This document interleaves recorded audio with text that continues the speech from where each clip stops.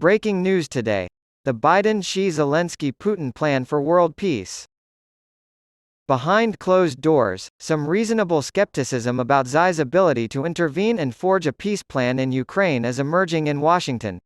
The Biden administration is open to China mediating an end to the conflict in Ukraine, as was stated by Antony Blinken to Washington power broker David Ignatius earlier this month.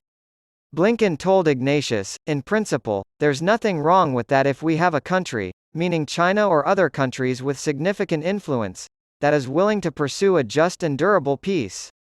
We'd be open to that, and China could very well play a part in the initiative. And that might turn out to be incredibly useful." According to Ignatius, this idea is gaining traction in Washington, both within the administration and among those close to it. It was also reported by Ignatius that the administration was weighing whether to work with China to seek a negotiated settlement. What I have heard, however, is not quite as optimistic as what Ignatius reports. The Biden administration isn't exactly chomping at the bit to have China act as a peace broker. The White House is more inclined to believe that China could play a positive role if it tried. When I asked a high-ranking official in the State Department about it, they responded, "Yeah, if they're serious, but we know they're not serious."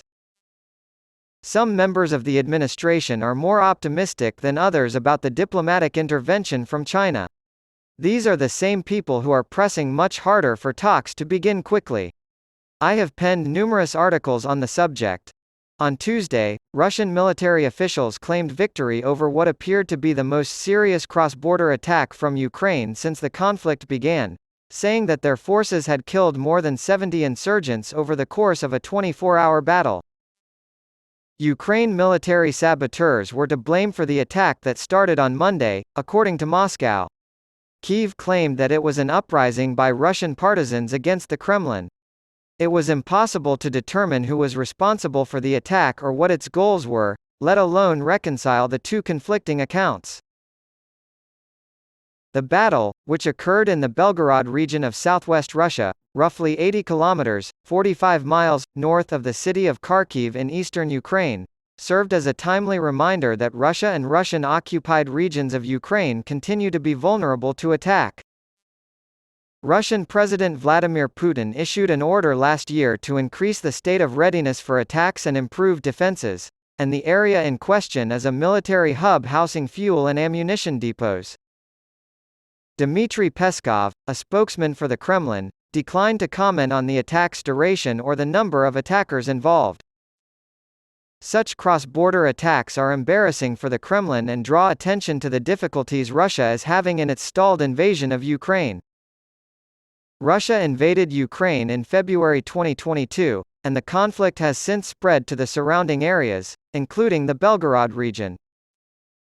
Regular shelling and drone attacks have been carried out on Russian border towns and villages located far from the 1,500-kilometer, 932-mile, front line in southern and eastern Ukraine, but this week's attack appears to be the second in recent months to also involve an incursion by ground forces. Russia's effort to repel it lasted into a second day, which was also a first compared to previous cross-border attacks. According to Igor Konashenkov, a spokesman for the Russian Ministry of Defense, the attackers were driven off with the help of local troops, airstrikes, and artillery. Without providing evidence, Konashenkov claimed that the remnants of the nationalists were driven back to the territory of Ukraine, where they continued to be hit by fire until they were completely eliminated. He failed to mention any losses on the Russian side.